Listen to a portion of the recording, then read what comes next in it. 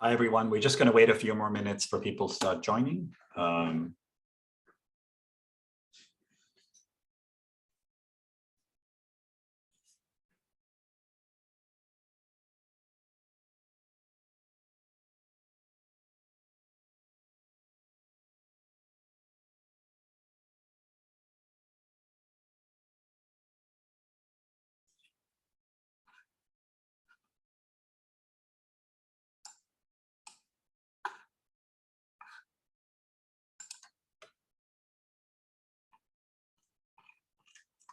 Okay, why don't we just go ahead and start? So again, welcome everyone to this lecture series.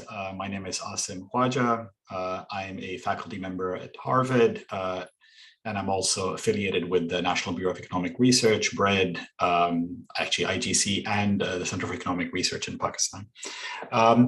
So today's session is really a continuation of the lecture from yesterday that Jishnu gave.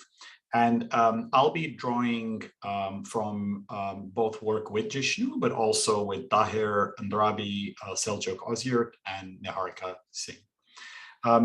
And what I'm going to do today is just to give you a sense of kind of where we're headed, just to first a quick recap of where Jishnu had left off in yesterday's lecture. And so what Jishnu was kind of over the course of the lecture had done was illustrate 4 key points. Let me just remind you of those.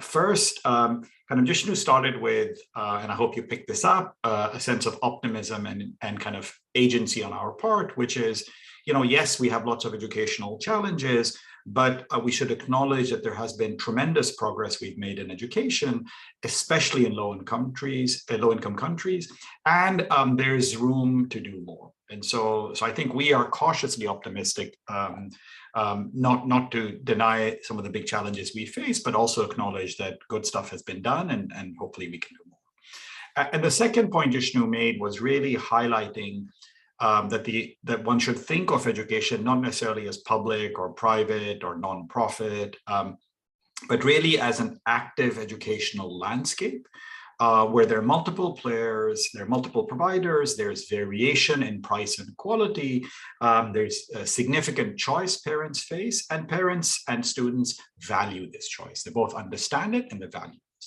And so our approach, and I'll talk a bit about it at the start, is very much taking this systems approach to education. The third thing Jishnu kind of, I hopefully highlighted, is the value of data, and not just, obviously, we'll talk about causal inference and happy talking about the course, but even just rich data description can be a really powerful tool to help us understand this educational landscape. Who are the relevant actors? What are the frictions they face? And what are the underlying market failures that could be addressed? And then theory also helps. And Jishnu started off talking about theory and how theory, for instance, near the end of this lecture, Jishnu talked about vertical and horizontal differentiation in markets and why that's important to understand how some of the empirics that we earlier presented about variation in quality make sense from a theoretical perspective as well. But also theory will allow us to interpret and perhaps even design policy interventions.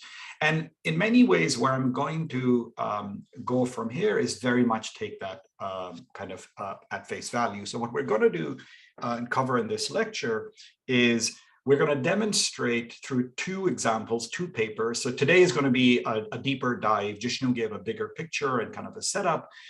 We're going to give you 2 examples of work that we have been involved with, just as a way of illustrating this approach, right? How a system level or a market level approach or a set of interventions can help raise educational quality and hopefully educational productivity as well. And the 2 examples we're going to build up on is, one is addressing informational frictions in markets or systems. I'm referencing the paper that this is drawing on, so I encourage you.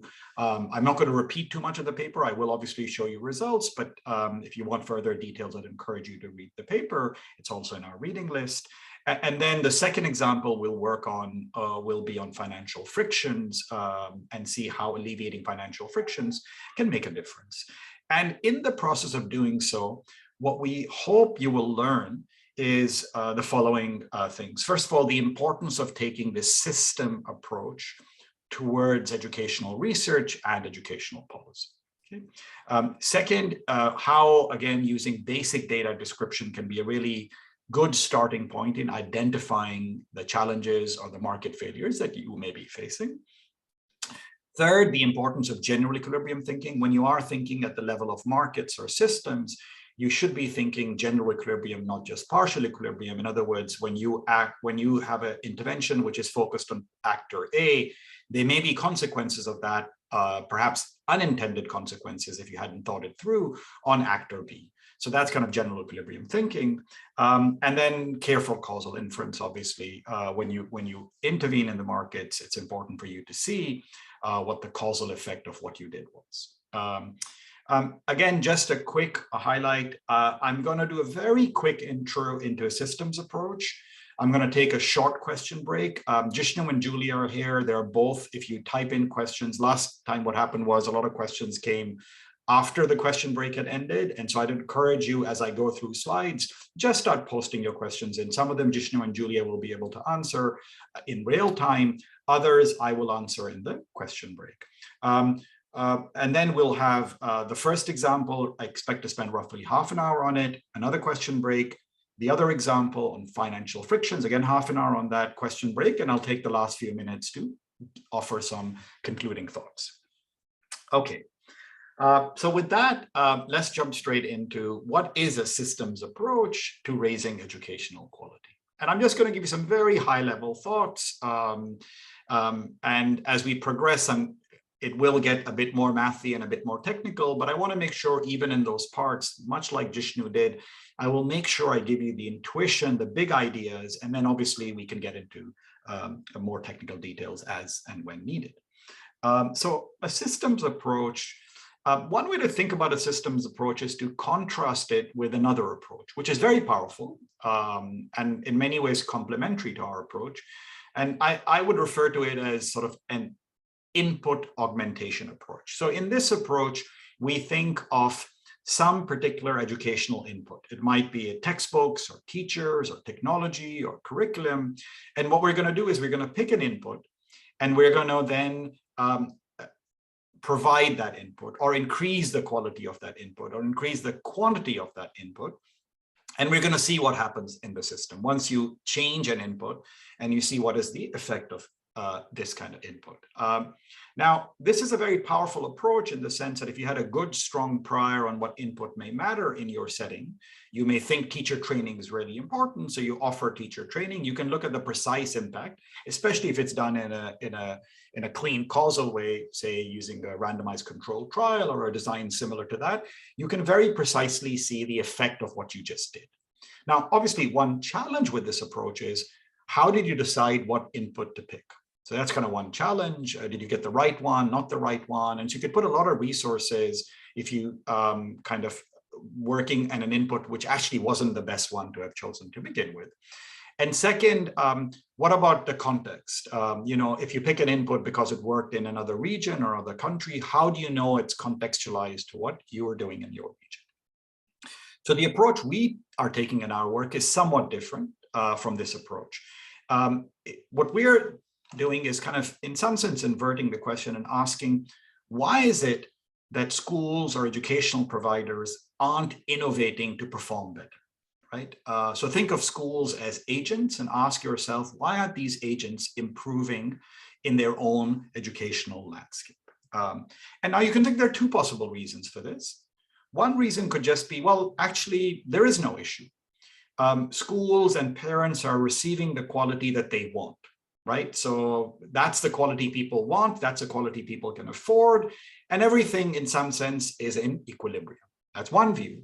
The other view is actually there is an underlying market imperfection. There is an underlying systemic problem, a systemic friction that is preventing schools from improving and delivering the quality that parents want and perhaps are even willing to pay for. Okay. Now, if you are in this second situation, and we'll argue a lot of times you actually are in that second situation, there's a huge opportunity over here. And the opportunity is, and it sounds somewhat like magic, but there is an amazing opportunity over here where you can actually improve outcomes while decreasing cost. So normally when you think of improving something, you're going to put more resources to try and improve something. But when you think of market imperfections, you can put a bit of resources to alleviate the imperfection, but that could actually lead to an overall not only improvement in quality, but in fact may drop costs of provision overall as well. And you'll see this actually in the examples that we'll give today, that in fact, you will see this is beginning to happen. Right? So this is the power of taking a system level approach, which reduces friction. And just in a very sort of stylized way, the way to think about this approach is step one is you identify the friction at the system level. And then step two is you alleviate the friction. You try and lessen the friction, and then you see what happens. You follow the system through and see what happens as a result of alleviating that friction. And one way to think about this is imagine you're in an ecosystem, and this is again very stylized. You can think of who are the relevant actors in this ecosystem. You might think they're parents and students, there's teachers, there is tutors in this marketplace. There may be public and private schools and perhaps nonprofits, and there may be other educational intermediaries who are providing kind of information, who are providing resources in this marketplace. And all these actors will require some exchange. They are in a situation of exchange. Schools are teaching students, teachers are teaching kids, teachers are employed by schools. So there's relationships between these. Now, if any of these relationships has a friction, which I'm representing by this kind of little X, that friction is going to create inefficiencies, is going to create losses in exchange. In fact, one of the most fundamental setups in economics, it's called the fundamental problem of exchange, which is if exchange is imperfect, that leads to all kind of losses. And that's the way we're visualizing the setup we are, right? So our goal is empower these actors, right? So really put the actor first. When you go into a space, identify who your actors are in any context, and try and see how can we empower them to achieve what they're trying to achieve. And by doing this approach, it becomes very individualized and also very contextualized. Okay, and so that's kind of the benefit of an approach like this. I should add, and I'm going to stop in a second, so if you have any questions, please ask. The question break will come up in another minute or so. This approach, the systems level approach that we're presenting today, is very naturally leads to what we call a market-based evaluation. Okay, and let me explain what I mean by a market-based evaluation. So this is a picture Jishnu showed you yesterday, and Jishnu was using this picture to demonstrate kind of, you know, these are private schools, these are public schools, demonstrate the variety of schools. But also there's something interesting happening, which is important to understand in this picture. You can see that most of the population in this community lies in this area, and they're surrounded by kind of empty area. What this means from a market perspective is that this is a closed market. In other words, most of the children in the village go to a school which is in the village, right? And the converse is also true. Most of the enrollment that schools get is from the village. Okay, why is this important? Why is having a closed market important? It's important because you can treat this entire village as one unit, not a student, not a school, not a teacher, but the entire village as one unit of observation for you. In fact, you will run the experiment. Well, this effectively becomes like one observation for you. Now, this obviously will have some implications on power. You need to have many communities like this. But what it allows you to do is when you intervene, it allows you not only to randomize at the market level, but you can look at, remember I mentioned earlier, general equilibrium versus partial equilibrium. It can look at the effect of what you're doing at the entire market. So for instance, imagine you did something, and we'll show you a study which did that. You did something with this one school. Let's say you gave it some resources. You can see by giving this school a resource, what happens to all of the surrounding private schools, and also what happens to public schools. Even though you only intervened in one school, you have affected the entire market. And this is the essence of general equilibrium thinking, the essence of realizing that whenever you work with one actor, Other actors which are in that same market will react to what you did. Sometimes that reaction may enhance the effect of what you're doing. Other times that reaction may lower the effect of what you did. And this would be called as crowding in or crowding out, especially when you think between the public sector launching an intervention and what may happen to, say, a non-public sector. Okay, so this is the idea of a systems level approach, and what it naturally leads to is a market level intervention. And the two studies I'll present to you today are both going to be market level interventions. And in both studies, we'll think carefully about these kind of effects, both for the individual actors you're working with, but other actors in that marketplace as well. Okay, let me just stop, and in case there are any questions, I'm happy to answer them. So Anil has a question. I assume all of you can see this question as well. Anil says, how sure are we that that other than actors is no external friction? External frictions could be the whole ecosystem, politics, inflation, wage. That's a great question, Anil. They may in fact be massive level frictions, right? At the level of the entire economy. Right. So I'm going to be drawing on work in Pakistan. And so you could say, well, the problem wasn't just at the village level. The problem was at the entire national level. Right. Now, that can absolutely happen. It's a great question. Right. That approach, there are two ways to think about it. One is to say that doesn't take away the fact that you may want to address that friction. It just makes it very hard to study it empirically, because now you're saying, think of like trade reform. You need to work on 100 different countries and test out the result. The other way of doing it, which is more feasible, you could almost say, look, as long as the markets inside are isolated, imagine there's a general labor market shortage in the entire ecosystem, right? And you're a school. You can say, look, the ultimate solution was going to be address this macro labor market shortage, but we can see the effect of addressing that by doing a local level system experiment. So what we would do we would alleviate labor market at that small village, look at the effect of what happens. And if that has a positive effect, we can then go back to the macro level and say, look, clearly alleviating this friction helped. We have to be a bit careful here when we do that, because when you alleviate the friction at the local level and try to do everything now in 100,000 villages, you may generate other issues. You may generate shortages. And you have to think a bit carefully about that, but it's doable.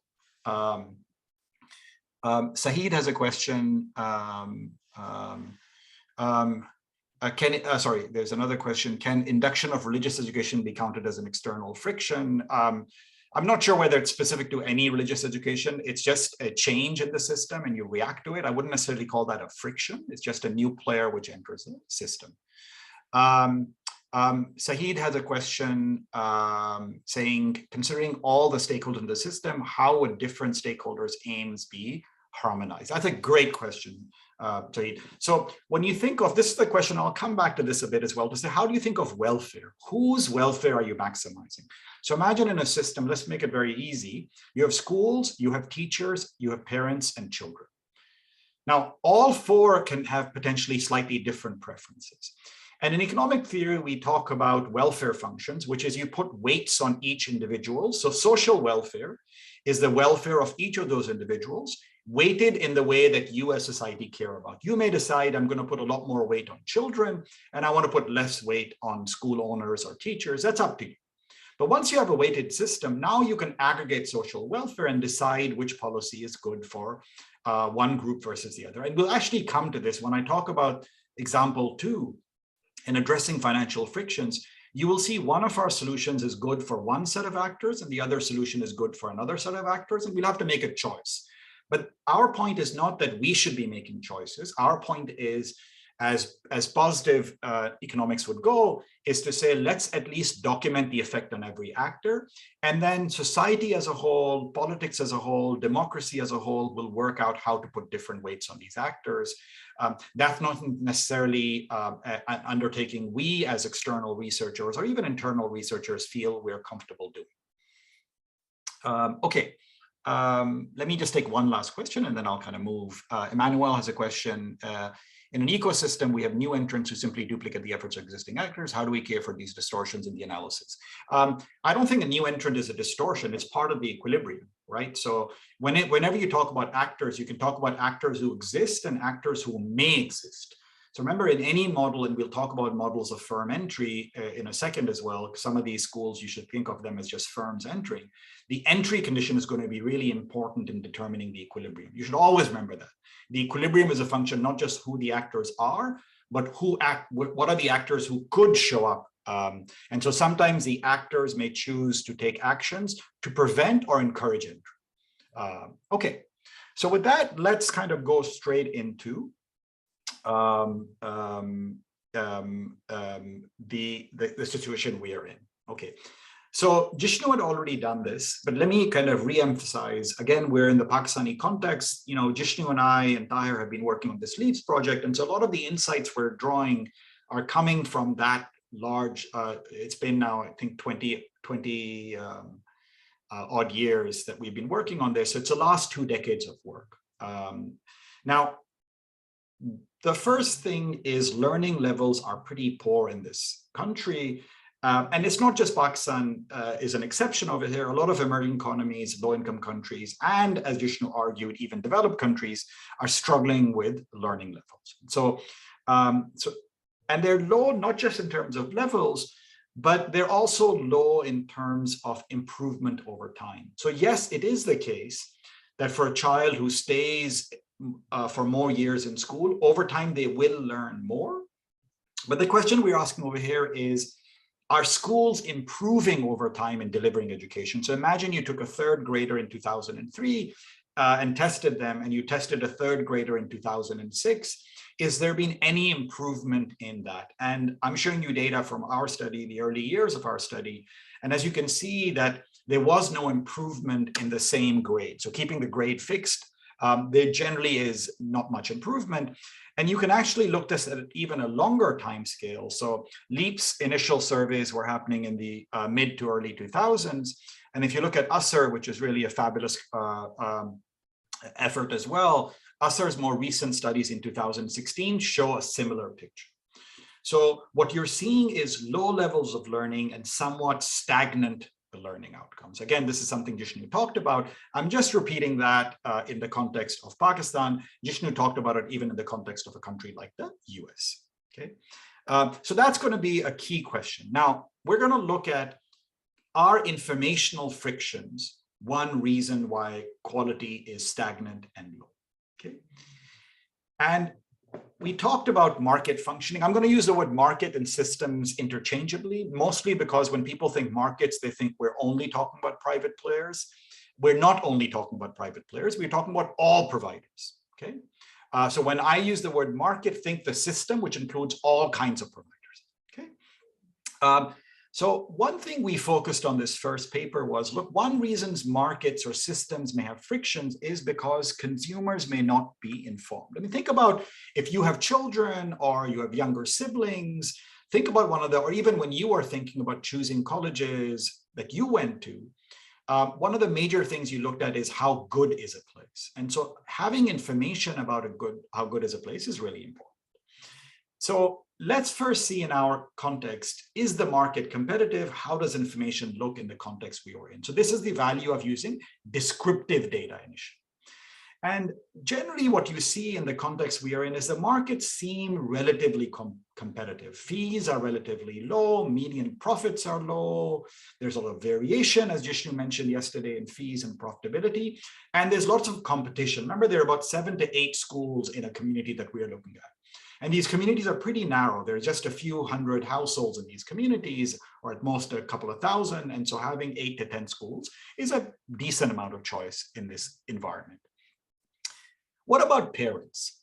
What we find in our data, again, just looking at simple statistics in the data, you know, parents may be illiterate, but they're active and engaged, right? For most, the decision is not, should I send my child to school or not? The decision is, which school should I send my child?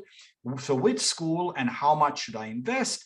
And they're spending a decent amount, about 3 to 5% of their overall budgets per child on schooling expenditures. So this is a fair amount of money being spent. And this is even true in the poorest household. Even the poorest households are investing in their kids' education. And there's demand for information. When you talk to parents, when you talk to mothers and fathers, they will often ask you about quality of what their child is. They'll ask you to say, check how my kid is doing. What's the best school? Do you know? But, and this is an important thing, while parents are able to distinguish quality, and Jishnu showed this. If you remember yesterday, Jishnu said that there is a correlation between price and school value add, right? So there is a relationship. But information is not perfect. There's a lot of noise information, right? And in particular, what we see is while parents are decent at identifying top schools, they have a harder time identifying between average and below average schools, right? So maybe you can identify the superstar school, but you struggle a bit saying who's kind of decent versus who's not so good. And so they are information failures using descriptive data. And remember, I said earlier on that the power of descriptive data, we get a sense that there may be some information failures in this context. And so that led us to basically say, look, can we improve markets or market competition by providing information, right? And this is what was part of our first paper, which I'm now going to present, is what is the effect of providing information. Okay.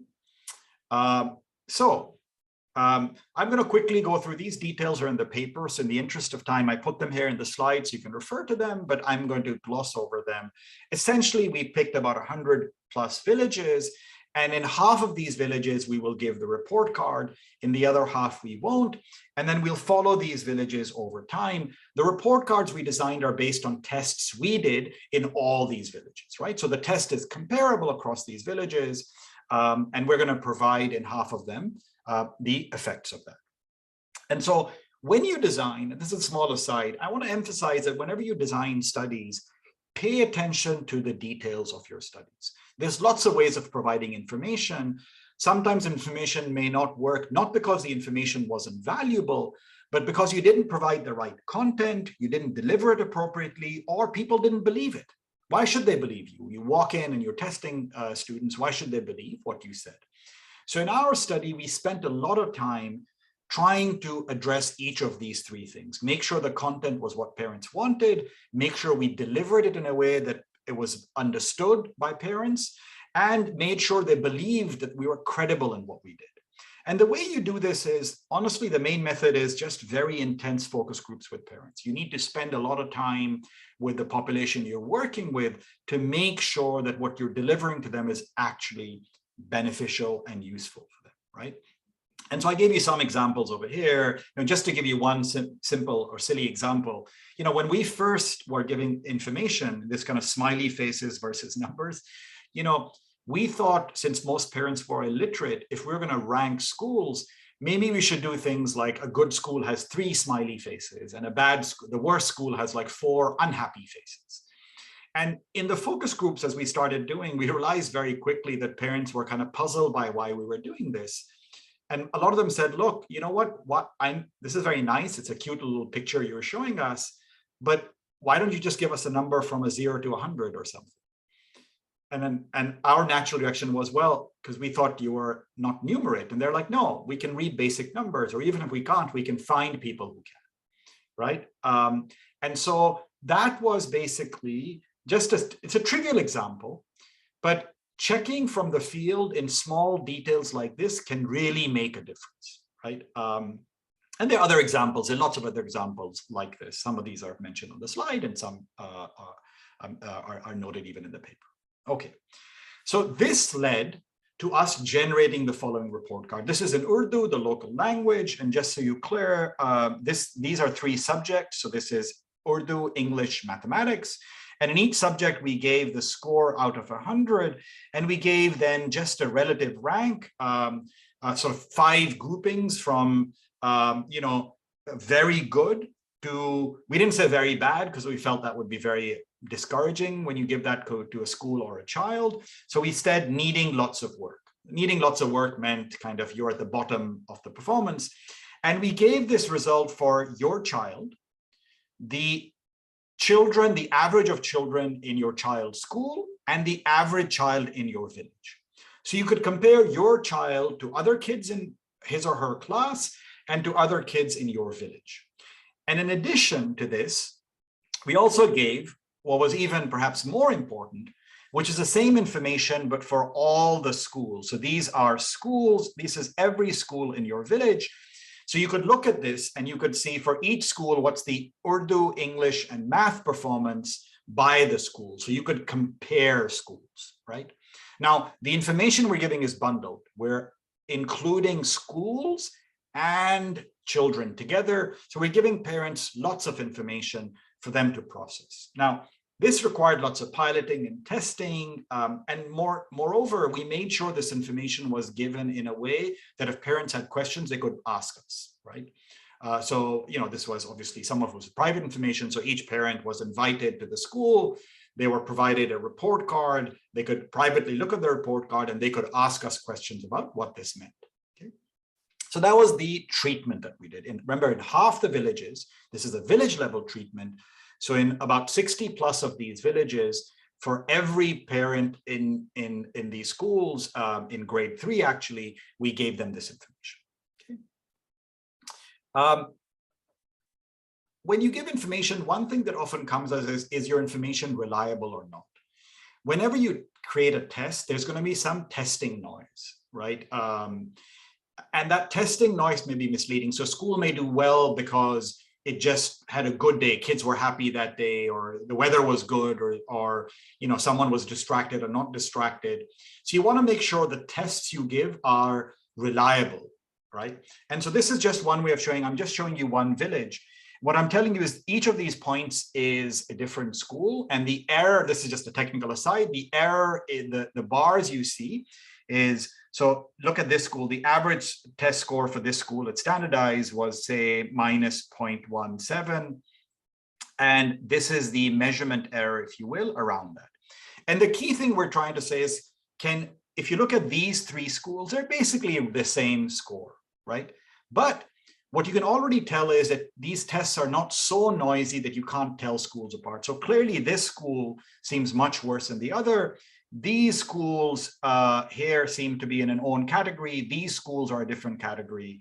And then these schools seem to be in own category. So there are at least 3 or 4 categories of schools. And this is important for you to say my test doesn't have so much measurement error that it's just introducing noise in decision-making. It has some value in decision-making. This is something you can do, and it's important to check. Okay. I mentioned this is a market level experiment. It's going to be a randomized controlled trial. So the effects are going to be pretty straightforward. We can look at the difference between treatment areas and control areas before the intervention, and then look at the increase after the intervention. So that's a difference in difference strategy using a randomized control trial. So that's the strategy. So I thought what we could do is just to get a bit more interaction going, I'm going to launch a poll. Izzy is just going to launch a poll. And I'm going to ask you to predict what happens. So in half these villages, we gave the report card. And I'm going to ask you, what do you think happens in those villages to test scores for the average school and prices in the private sector? And test scores are both public and private. So if you just kind of respond to this, so the first question says, what do you think happens to test scores? Do they go up? Do they go down? Is there no change? And what do you think will happen to prices? And once we have a few responses in, we will shut the poll down. So if you can quickly click, for those of you who can, I'll give us another 30 seconds or so and see what we think will happen. Okay. So Izzy, let's let it run for a bit, maybe for another 30 seconds, Izzy, and then we can. Okay, we've got just a few more in. We've almost got more than half of you participating now. That's a good number.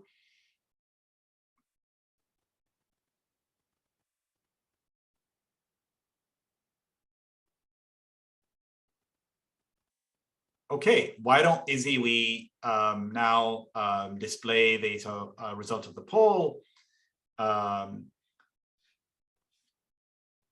Great. So you should now see. So our audience, most people on test scores think test scores will go up.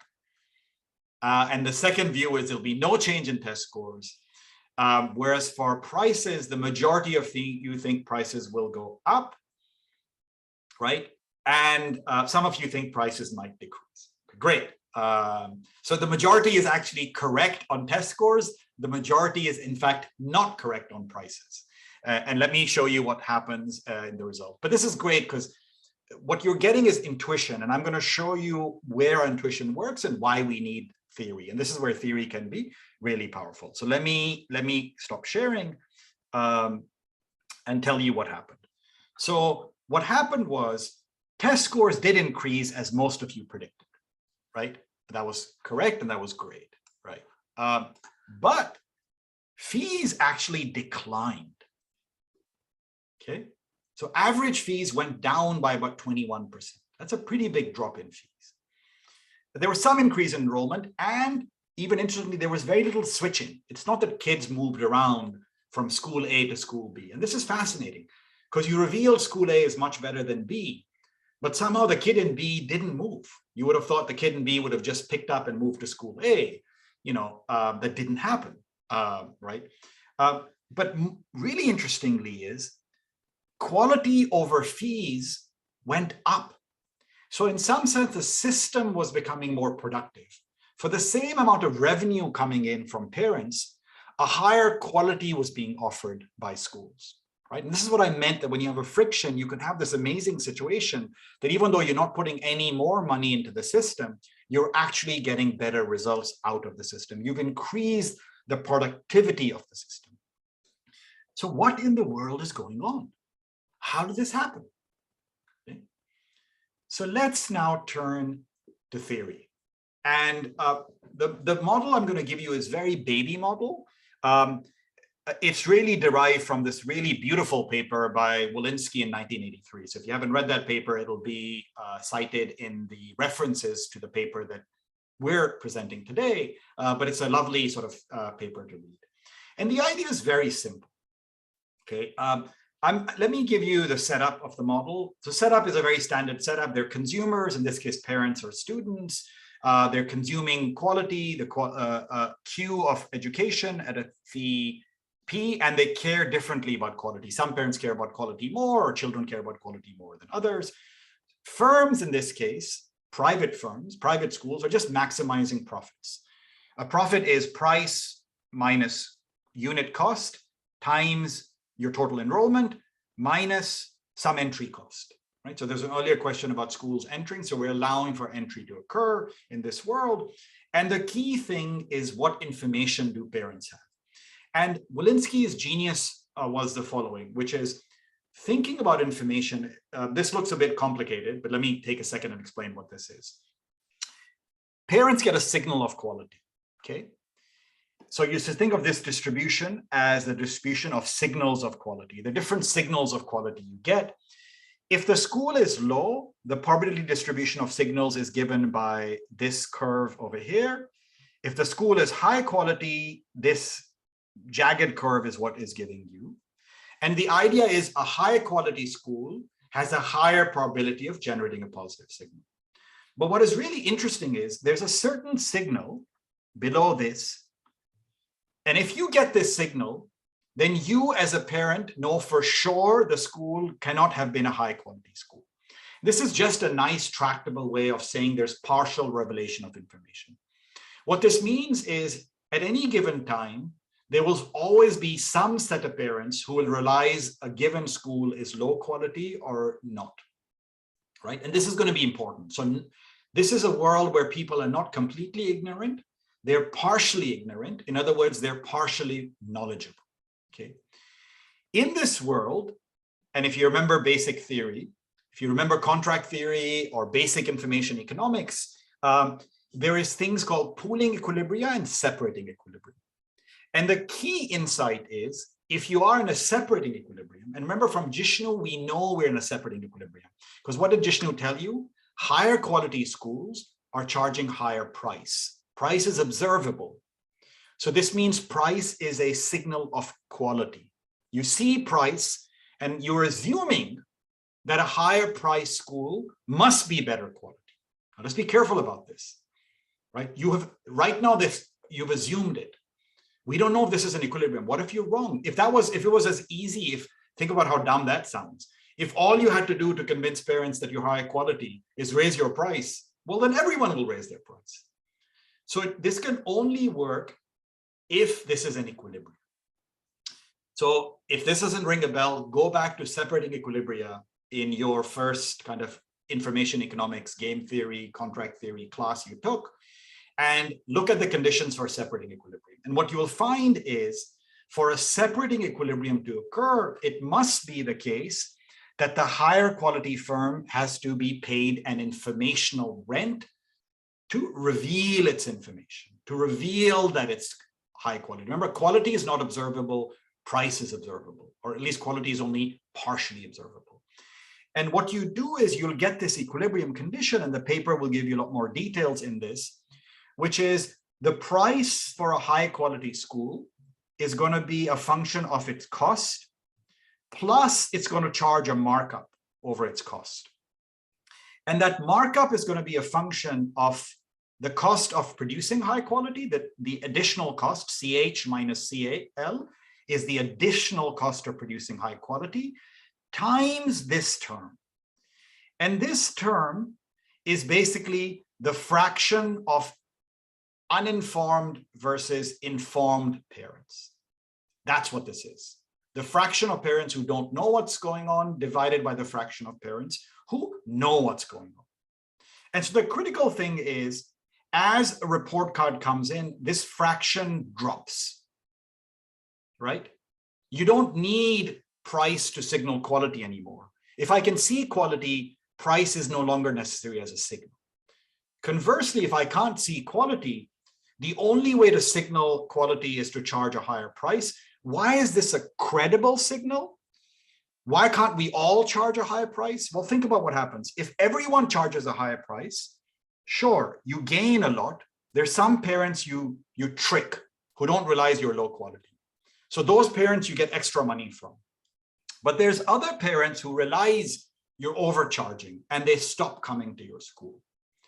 And so that's why it's this ratio of informed to uninformed parents, which will tell you what equilibrium can exist and whether a separating equilibrium can exist. But the critical thing in this world is, and this is kind of the kind of implications of this theory, as information improves, the need to have this price markup goes down.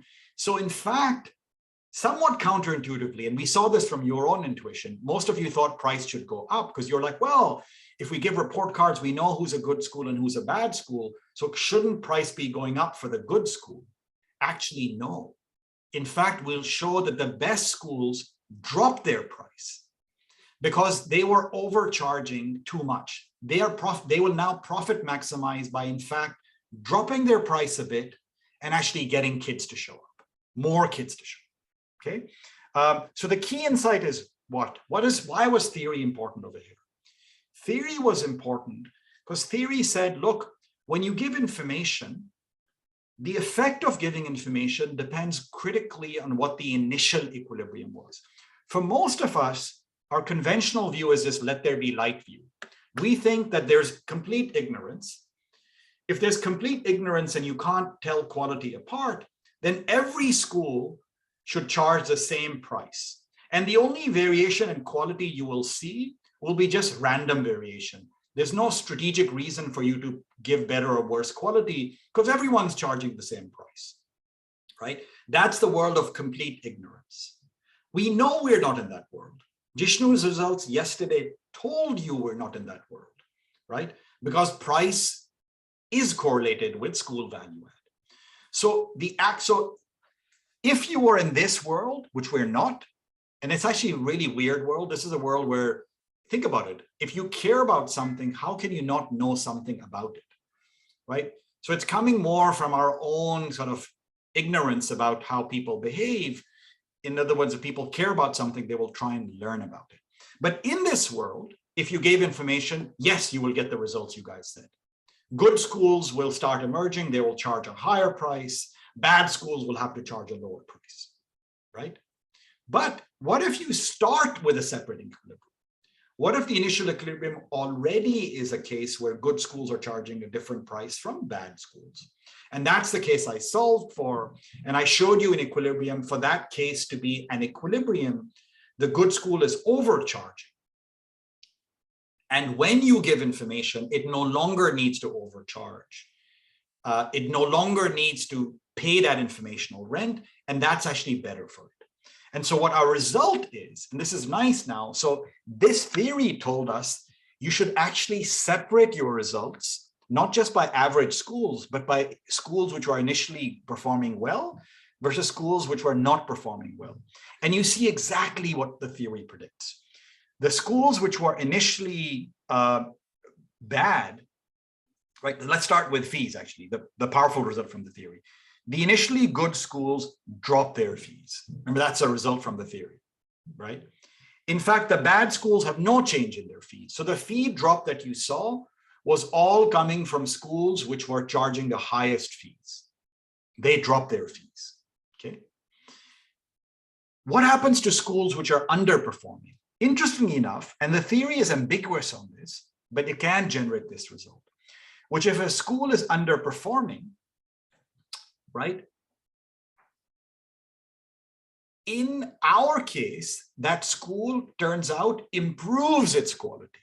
So what you're seeing is the top guys are dropping. So people at the top, if you think of price and quality kind of gradient, so you can think of this world, right? The people at the top are dropping their price. People at the bottom are raising their quality.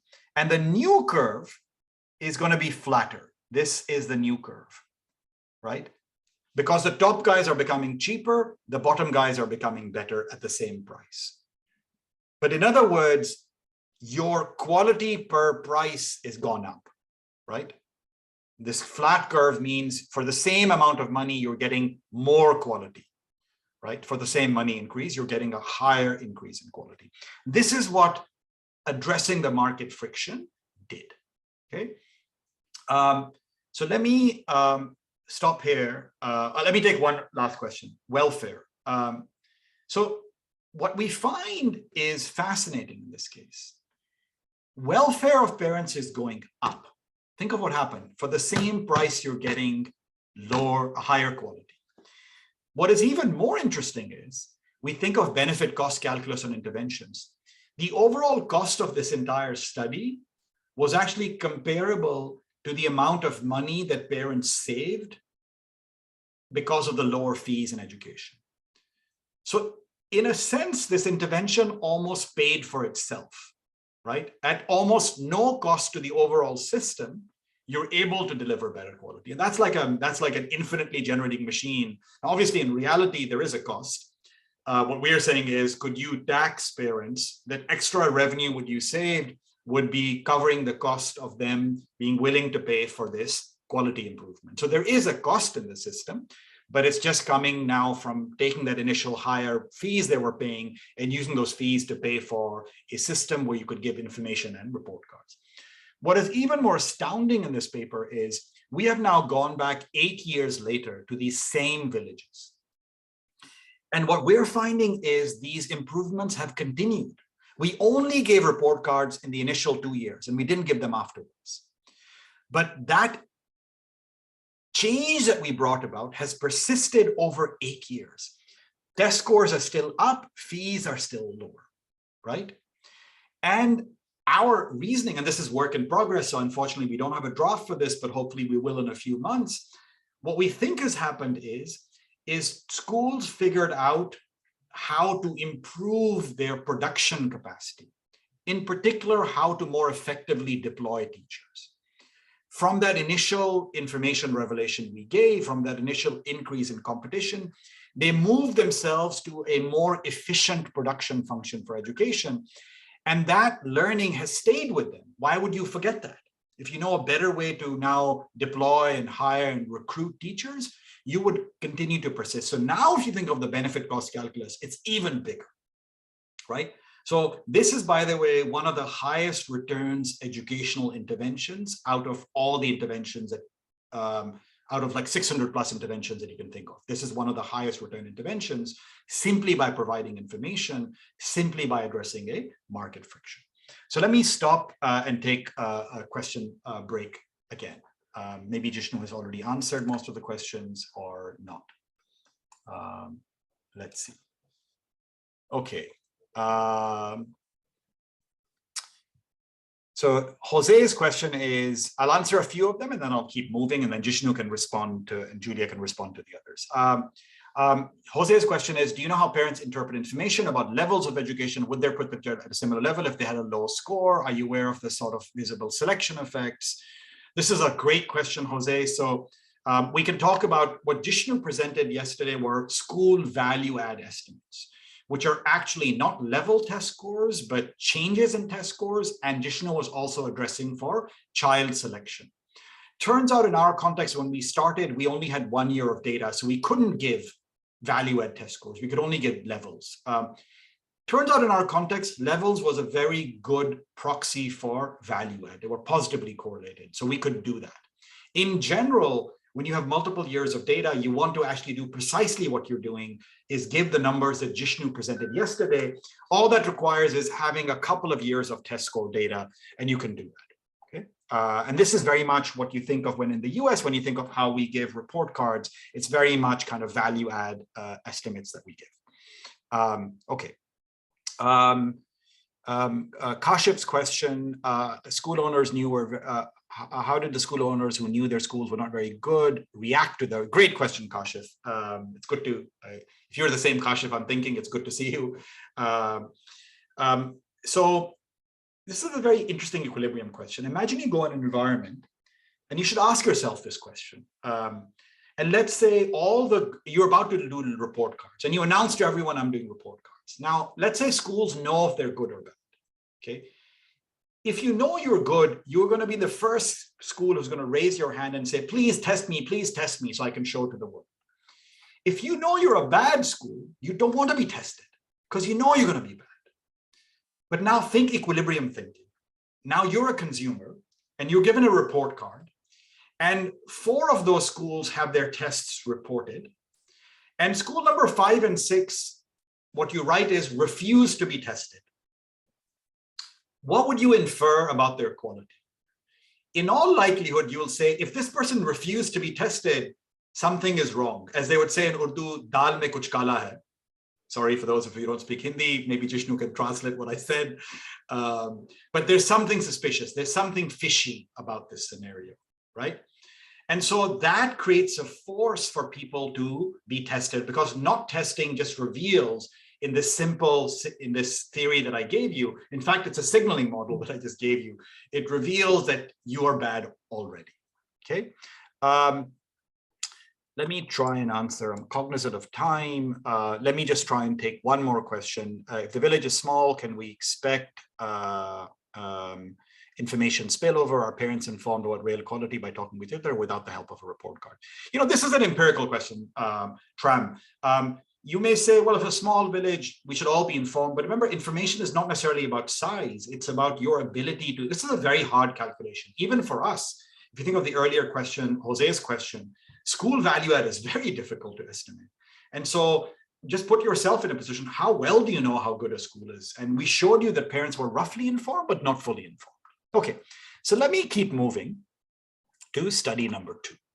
Okay. So study number 2 now looks at a different friction. In fact, there's already a hint that something else is going on. Why is it the case that in our previous study, the school which had the highest quality dropped prices? Another thing it could have done is to keep the same price, but offer higher quality. Both are analogous, right? You're offering higher value to the parent. That's what you're trying to do. Why did you drop your price, not raise your quality? This suggests that there may be some other friction, an additional friction, which is preventing schools from raising quality further. And so we started exploring this. We started looking more at the data to see what could be that other friction, right? And what is interesting to us is that friction coming from lack of capital. There's a big literature in small and medium enterprises, and I cite several of these papers saying small firms, and you can think of these private schools as small firms, are capital constrained. It takes money to improve quality. And what if you have no money? Okay. So we asked ourselves, look at the descriptive data and say, is access to finance a problem? Is access to money a problem? How do we know that? Well, first of all, there's some hints already. Private schools are very small. You'd think they're scale economies. These are like one-room schools or two-room schools. And they grow very slowly over time. There are no big chains happening, right? So what's going on over here? Second, you can look at them and say, do you borrow, right? So we went to these school owners and asked, do you borrow? And it turns out who borrows over here, yes is red. So the biggest source of borrowing was from your own family or friend or from a local shop. And this is, by the way, post the whole Grameen, microcredit, microfinance revolution, all of that has happened. And despite that, only 1% are borrowing from microfinance institutions. Okay, so there's very little borrowing going on. And then how are the schools financing themselves? You can create like a little balance sheet for a school, and that's what we did. So we said, well, how are you funding whatever you're doing? You have to pay rents, you have to pay utilities, you have to pay your teachers. Where are you paying stuff from? And the majority, 2/3 of your costs, expenditures come from your tuition, from your fees. You are very revenue dependent or from your own money. That's it. Your own equity or revenue. I'm sitting at Harvard. Imagine at Harvard, if this was a scenario, we would collapse. Most universities in the world do not fund 2/3 of their activities through fees. If they tried to do that, they would have to charge. If you already think university education is expensive, guess what? It would be 2 or 3 times as expensive, right? They fund their activities through endowments, through gifts, through other sources of revenue, right? And borrowing at times. These schools, granted they're not Harvard, but they're not able to do this at all. Maybe it's not a problem because they don't need money. Well, you ask them, what is your biggest obstacle? And they say investment. Half of them say, our biggest obstacle to improving and growing is we need to make investments. So now this already starts hitting you in the face. Money looks like it's going to be a problem in this context. Okay. So again, using descriptive data to reveal that there is potentially an underlying market friction. I did this with information first when we looked at what parents knew. Now I'm doing this with financial friction. So as much in your research as possible, eventually we're going to do the fancy econometrics, or well, not the fancy econometrics, but the RCT, which isn't fancy econometrics, it's actually easy econometrics, or you could do fancy causal econometrics. We can do that afterwards. But using basic data is already going to give you lots of insights in what may be going on. Okay. So then our question was, can financing help? It looks like financing is a constraint. Schools don't have money. They want to make investments. So let's provide them money. So the question we asked in this paper, and this is study number 2. Again, it's this. I'm citing the paper. It's in your references that we've given. Is can we provide money? And this is going to be another market level randomization. So what we're going to do is we're going to select villages, and in those villages, we're going to focus on private schools. We have a separate paper that Jishnu mentioned yesterday, which gave grants to public schools. In this paper, we're giving grants to private schools. And a private school received, this was not a loan. We just gave a pure cash grant of 50,000 rupees, which in the time we did it was roughly worth about 2 years worth of profits. So you're giving schools accumulated 2 years worth of profits, right? That's a decent amount for the school, okay? And we did this interesting thing. So there are some villages which no one got a grant, but for the villages which got grants, we had 2 types of treatments. One we call low saturation. In this, we randomly selected 1 school out of, say, roughly 3 schools in that village to get the money. The other 2 didn't receive the money. We did a lottery, that school got the money. In the other village, the other treatment type called high saturation, all of the schools received the money. Now you might say, why the hell are you doing this weird design? Well, theory may tell that the effects could be different. So let's think about it. Most times we give money in the world, we give money like this. We pick one person to give the loan to, and we don't care about their neighbors. That's mostly how we give money. This method of giving money is more unusual. But we think theoretically there's a reason for it, and we'll come back to that. But before I do that, what is the key difference over here? Look, for any of you who've ever received money from a bank or a friend or anyone, you know there's going to be huge caveats, right? Money is never free. However, we designed the study on purpose to make this, there was no selection of schools. We random, there was no credit score, there was no screening, there was no application form you had to fill. We randomly picked schools, no selection, gave them money. There's no regulation. We asked schools to vaguely tell us what they were going to do with the money. So there was a light business plan they had to give us, but we didn't really monitor it. The key point is we wanted to see what would happen if you didn't have a heavy hand, right? If you were as close as possible to you literally digging a pot of gold underneath your house. Why? Because we think that's the purest form of looking at returns to capital. We can worry about these other things later on if we need them. And again, in policy, sometimes we make things so hard, but we don't realize whether there's value to this. That 50-page questionnaire you have to fill in before you get a loan, do you really need questions 45 to 315? Maybe you don't. How do you know you did? And so we took all of those out to see what would happen. Okay, now this could be a disaster, but it was a grant. So what's the worst that could happen? We didn't expect the money to be paid back. It was a grant. Okay.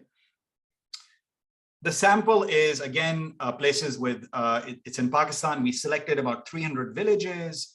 In these villages, we divided them into 3 groups. Villages which were controlled, no one get anything. Low saturation villages, 1 private school got the grant. High saturation villages, all 3 schools got the grant. Okay.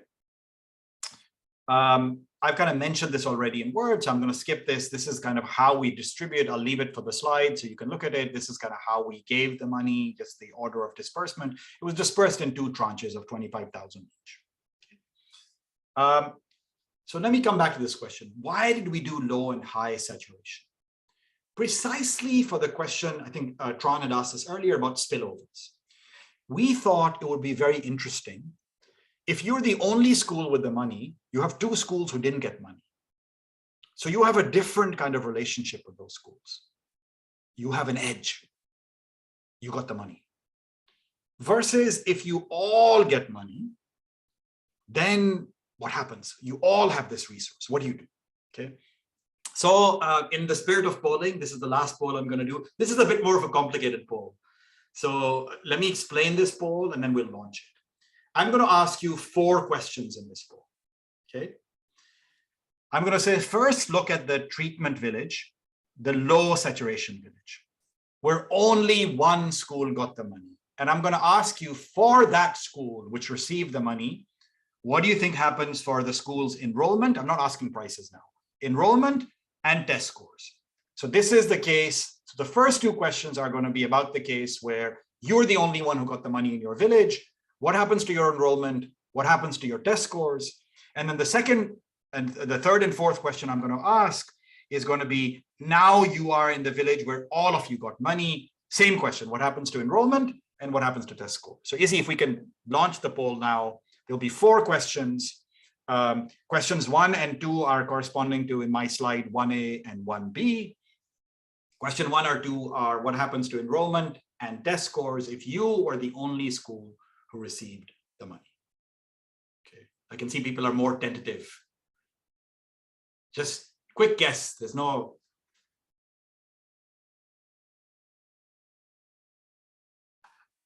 Okay.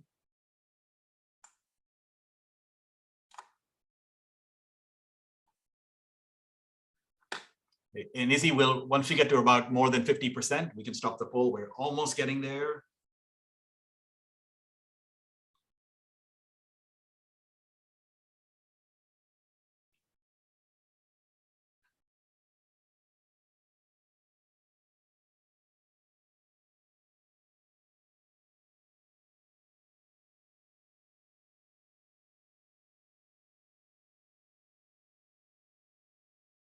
Okay, Izzy, I think we can display the results.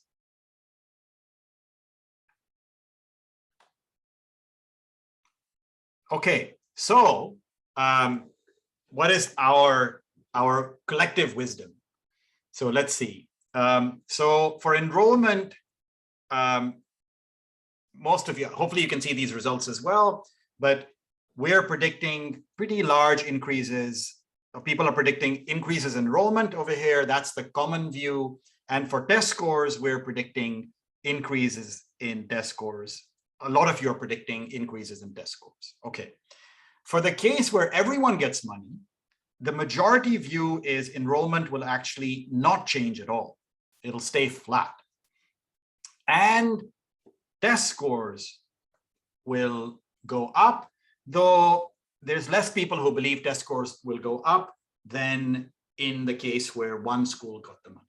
So basically, the majority view is if you want to raise enrollment and test scores, give one school the money. That seems like a better strategy, both in terms of enrollment gains and perhaps even in terms of test score gains, right? So we all prefer the standard way of doing so. Clearly, Jishnu, Tahir, Selçuk, and Niha and I added this new intervention and made a mistake. Okay, let's think about that. But that's the majority view. So let me keep moving, right? So let's remember this. We collectively think giving money to one probably is a more powerful way of helping someone. Money to three kind of messes things up. What did we find? Actually, quite different. Some similarities. Okay, first of all, schools do seem credit constrained, but in this case where you gave only one money school, you guys were right about one thing. Let me give you both results over here. Sorry.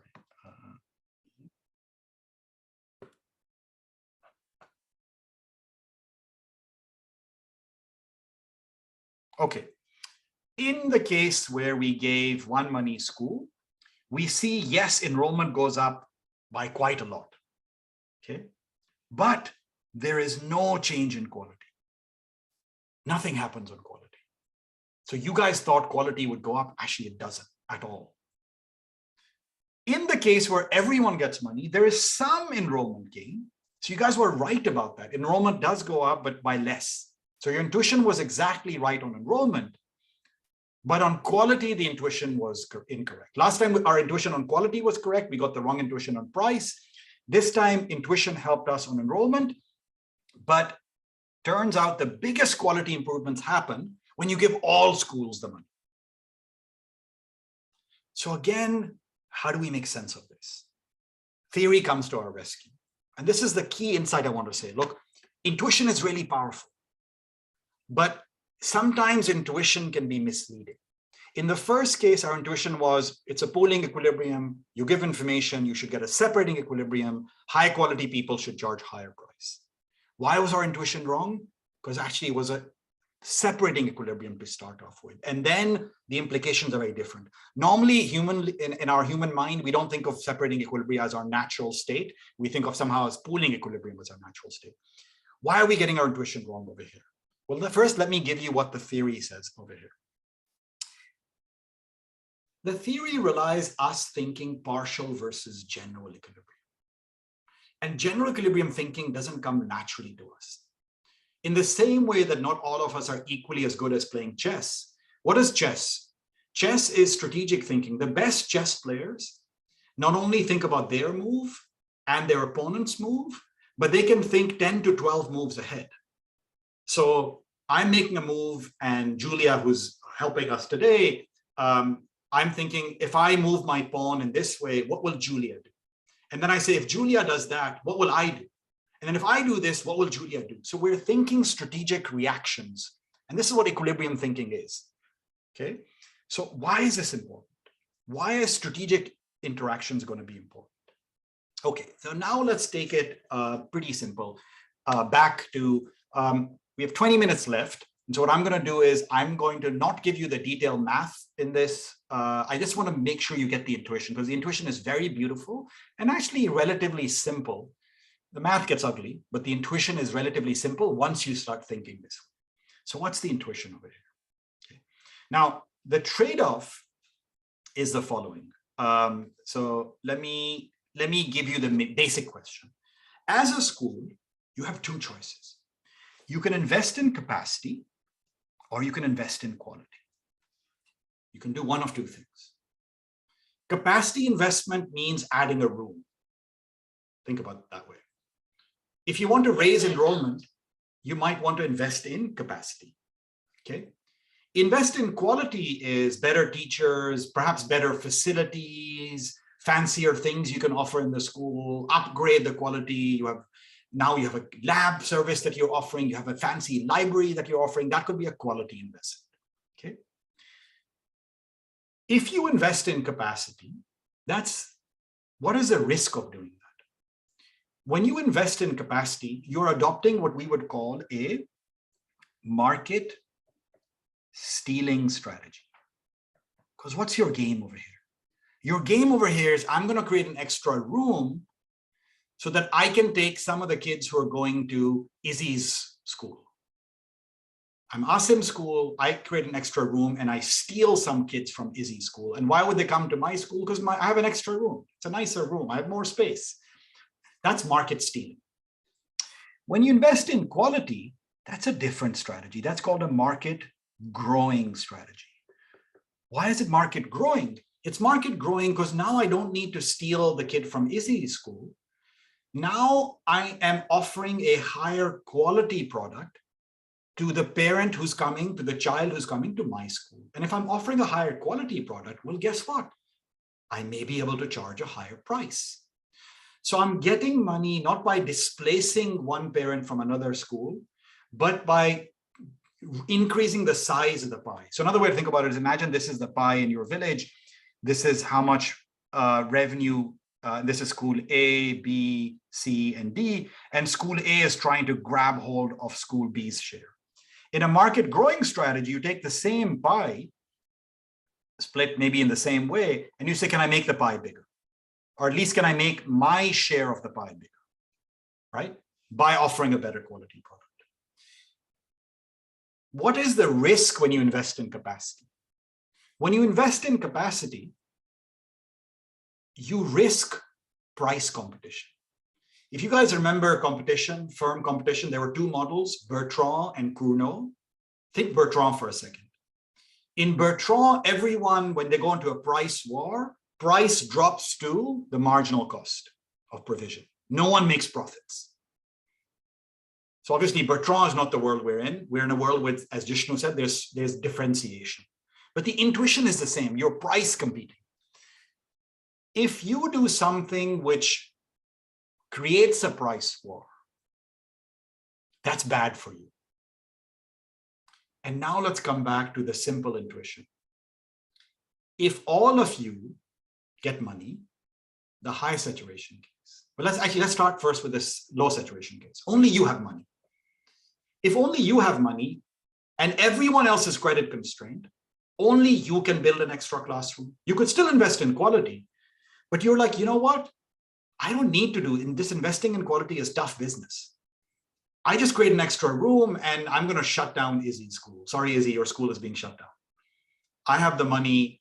I can just grab hold of kids from your school. Okay. But now imagine that Izzy's school and Jishnu's school also got money. And if each one of us trying to create an extra classroom, that's stupid because we're fighting with each other. At the end, we all have one extra classroom. And at the end, we won't be able to steal kids from each other. Maybe we get kids from public schools or somewhere else, but not from each other. So the market stealing strategy becomes less effective when everyone has money. So in that case, you may be forced to do something different. You may be forced to grow the market so that each one of you can get more revenues from the existing parents you're getting by offering them a better quality product. That is the essence, the intuition of this theory, right? Now, what did the theory require? It required equilibrium thinking. It required strategic response. Because think of what's happening. And you may say, man, schools don't think like this. Well, if you don't realize this, go to any small school in these communities. And believe me, the first question they want to know is, what are their competitors doing? So they're fully aware of this. If someone is creating a new room, 2 seconds later, maybe not 2 seconds, but 10 minutes later, the competitor school will be like, oh man, Izzy school will come back and say, I heard Asim's making a new classroom, we're in trouble. What are we going to do, right? And so this simple theory of strategic interaction allowed us to think through that how you give money makes a difference.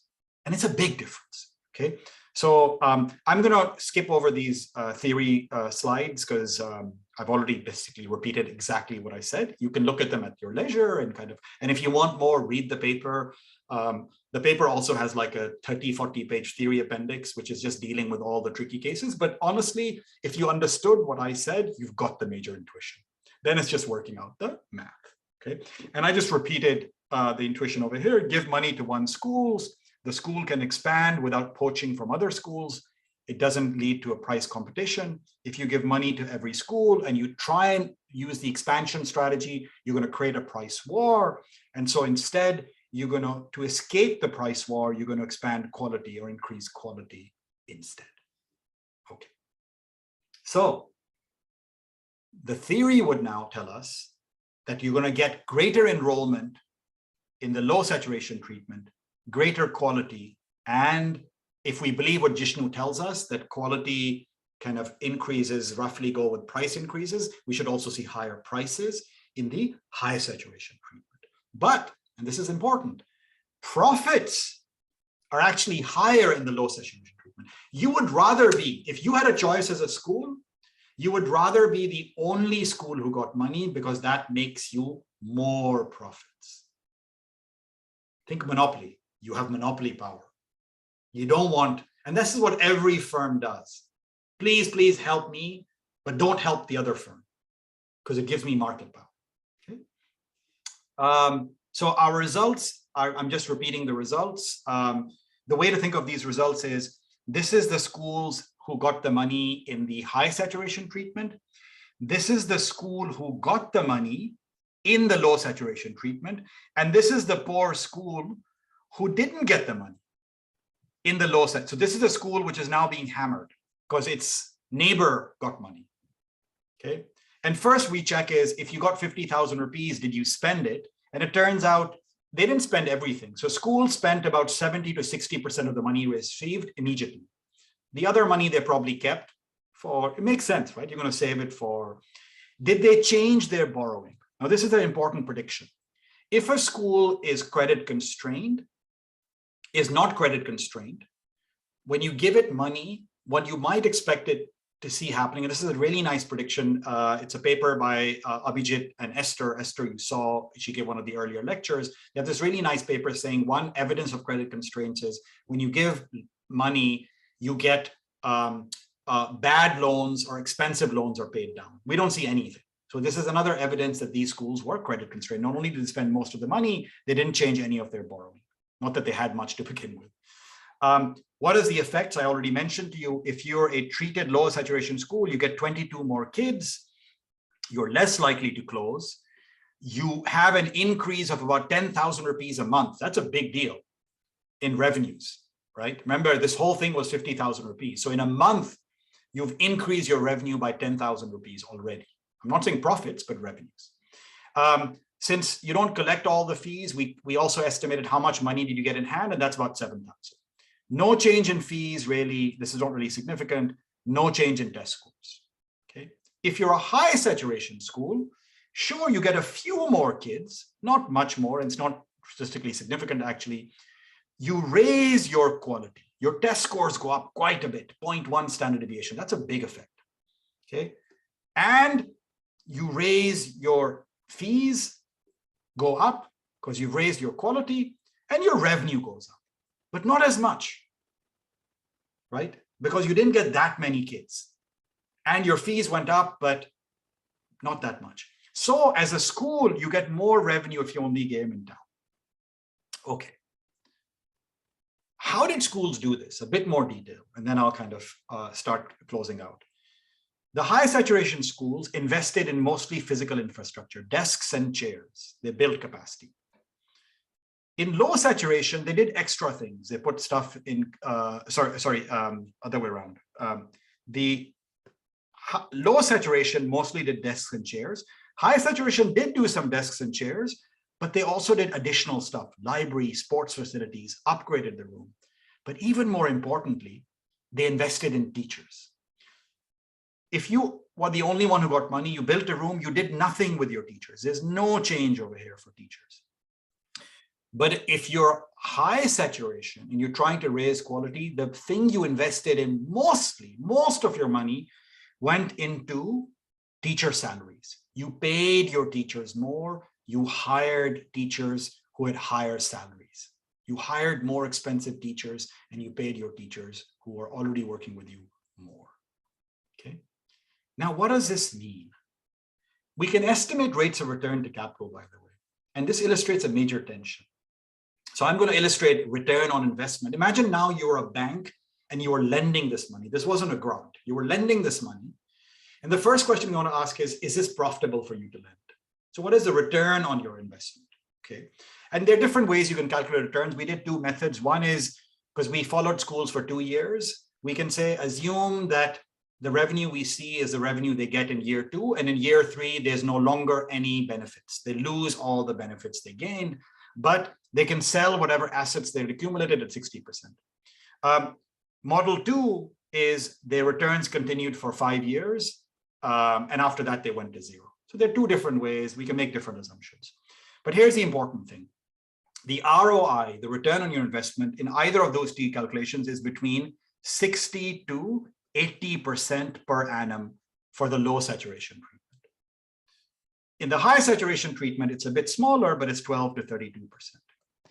At the time you were lending, the cost of capital was about 15 to 20%.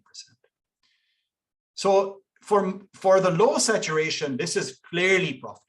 And subsequently, we worked on a project where we actually made loans to schools and we got very high repayment rates, pretty much 90 and above. So this calculation makes sense. For the high saturation, it is kind of profitable, especially in the 3-year margin, but it's less profitable. However, now let's go back to the policy question. If you're a government, what would you choose to do, right? If you only care about, and let me go through the implications. If you care about social returns are higher in the high intensity case. It was a very early question to say, how do you think about returns over here? Students and teachers benefit much more in the high intensity treatment. They get higher test scores and teachers get higher wages. School owners get lower profits. If you care more about students and teachers, the high intensity, the high saturation treatment gives you better social outcomes. If you're a banker, then you really care about only the private return. So if you care about private return, you will prefer low saturation. If you care about social return, especially if you weigh parents and children and teachers more, which one might suspect you may, you will care about high saturation more. Why is this critical for policy? This is not how the majority of financial policy works in the world. Most of the times we do what we call priority sector lending. We pick a sector and we lend to it. We are advocating, if these results are true, for not priority sector lending, but geographically concentrated lending. So we're saying if you care about social returns and you have 1,000 loans you can give, rather than spreading those loans over across the entire community that you have, group them so that there's a higher concentration that will give you higher social return. Now, obviously, you have to worry about inequality. That means certain areas will get nothing. So there's a discussion on how do we think about inequality. Ideally, we'd give it concentrated everywhere. in ongoing work, we've now looked at other frictions. We're looking at educational service predictions, political economy frictions, private tutoring frictions, the same approach that I mentioned. We now have more and more work and a continuing work, which is following the same style of work. Address a friction, whether it's financial or informational that you see, and continue it. Let me stop. And I know I only have 5 minutes left. Let me do the following. I'm going to give my concluding thoughts, and then I'm going to try and answer questions. I think Jishnu may have been answering questions already, but I'll just conclude, and then I'm happy to take a few more questions. So what have we said so far? We have said the reality of education is that it's an active educational landscape. First thing, so systems view. We need to focus on systems, not just individuals, okay? Because of this changing landscape. We need to enable actors. We should come in as people who are not necessarily telling actors what to do, but we're trying to figure out what are the frictions they face, and we're trying to solve their frictions so that they can solve their own problems. Okay? And we believe that this approach can lead to raising educational quality and educational productivity. This big challenge we're facing, that we haven't had huge productivity improvements, we believe this approach, by reducing frictions, has the promise of addressing both.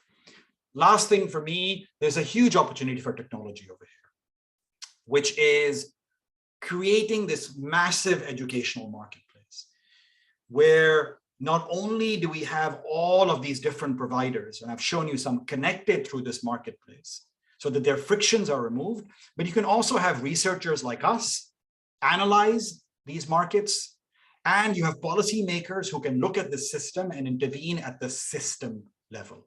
And all you need to do is create an educational marketplace, an educational platform, which at least in Pakistan, our team has started already doing. And it's an approach I think would be very promising for other places as well. So let me stop and take at least some of the questions that are open, and then I'm happy to take other questions that may be asked. So Anil's question, could the amount of money may change they have changed the quality over capacity by schools, regardless of low or high saturation? It could have, absolutely. Anil, it was a possibility. In our case, it didn't show up. You were saying, look, my guess is, Anil, if you gave enough money, eventually, how many more rooms can you build? Eventually, you'll start improving in quality as well. And that's a world where if you did that, one school will become completely dominant in the entire market. Now, our view, by the way, is that's not a good outcome. In fact, we are fairly critical when some of the large multilaterals and banks give money to one chain of schools. Our general point is, when you intervene, try and do so in a way that increases competition, doesn't reduce competition. So when you give too much to one player, you're going to effectively give that player monopoly power. It's good for that player. They will love you for it. It's going to be bad for consumers. It's going to be bad for parents. And unfortunately, that's the majority of how we've been giving money. So we're very critical of how players are giving money right now. Pradeep, your question, where are we going to see the future of education market 10 years down the road? You see increasing.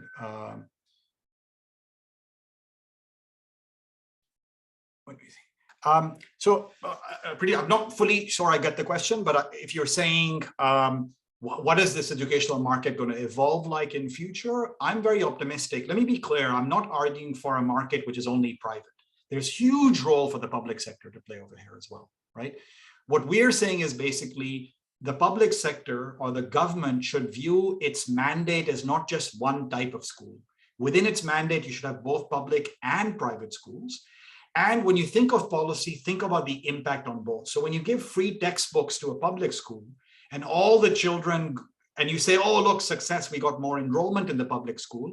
If that enrollment came from the private sector, not from kids who are unenrolled, that's not as successful. So measure it, right? Think about a policy where the private and the non-profit sector can complement your public sector. There are places where the public sector will not enter, and this is true in Pakistan as well. If you have low population densities, the public sector will not enter. If you have low paying capacities, you need to think about financing and support. So we're arguing, and I think it's easy to sort of look at our work and say, these are the private market guys. We are not that, right? Our approach is these are the system level guys.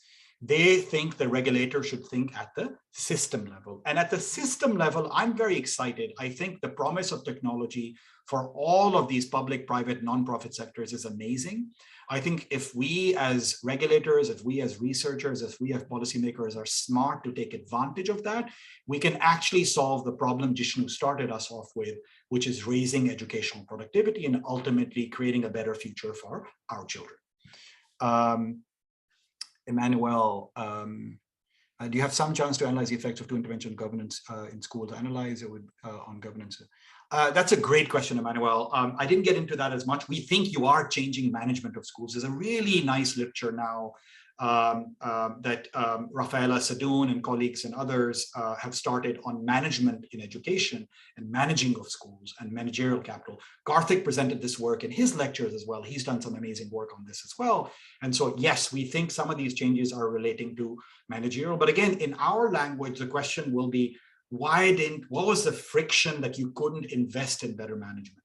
Was it that you couldn't hire your local version of McKinsey or whatever it was, or is there some other friction, right? So instead of giving the managerial input, our approach would say, figure out what is the friction that doesn't allow the school to improve on managerial performance or governance performance.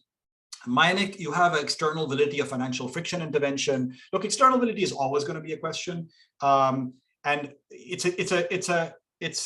let me answer in two ways. And they'll be slightly tongue-in-cheek, both of them. I think it's a very easy question to criticize, but honestly, if this study works for a country like Pakistan, which has 70 million children, I don't really care about external validity. That's good enough, right? Secondly, this is why theory is important. Theory gives you the situation where other outcomes may occur.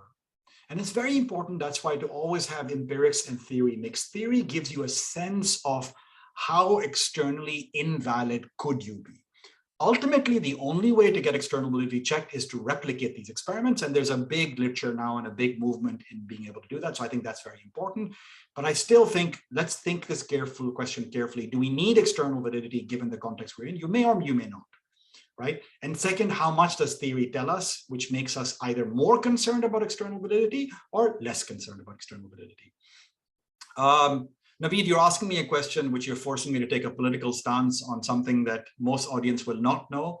This is referring to something called the single national curriculum that Pakistan is launching. I'm not going to respond to that, Naveed. Let me respond in a different way, which is we believe in variety and competition. And we believe in uniform standard setting. That's very important. But as you can see from our approach, we don't believe in enforcing things. We believe in enabling people to the extent that the SNC enables people, it's good. If the SNC restricts choice, restricts competition, restricts variety, not so great, right? And that's something which we can see how it's going to play out. Hussein, I'll take the last question and then I think we should really end because it's really late for a lot of students, a lot of you out there. Digital education is expensive and socially excluded and can't afford. It's a very important discussion to have. First of all, I don't think that's true. A lot of the work we're now beginning to do in rural areas, especially in Pakistan, is we're beginning to see significantly high penetration of smartphones. I think more than half the individuals we see, households, even in poor areas, have access to a smartphone. It may not be an iPhone, it may be a Q mobile phone, but it is a smartphone. There is an issue about access in terms of data bandwidth. But that's exactly what we would advocate a policy can do. We would strongly advocate that you should make, and you can do this, you can make certain IP addresses data free. So if you're going to an educational website, we would strongly encourage countries to say, make that free. Make the cost of data to go to not YouTube videos maybe, and not WhatsApp conversations maybe, but at least for educational resources, make that free so you can drop the cost.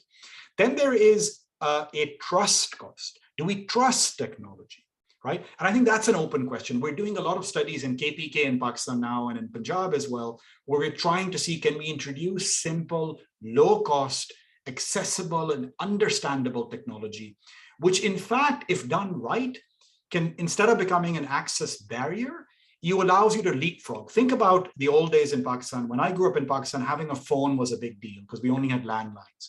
Poor people couldn't get phones easily. You had to pay someone to get a phone. Now phone penetration has gone up tremendously. So digital phone technology has increased access, not reduced it. And I think education can basically do the same. I think we should probably, Izzy, shut down now. Rizwan, sorry, since you're the last one, let me see. Public schools increase capacity and quality. Give the public schools are more homogeneous. It's public schools are very different. So Jishnu talked a bit about what public schools do. I think that's a big discussion, and I will refer you to the paper when we're out there. That said, let me be very clear over here. Public schools do have financial constraints as well in terms of autonomy.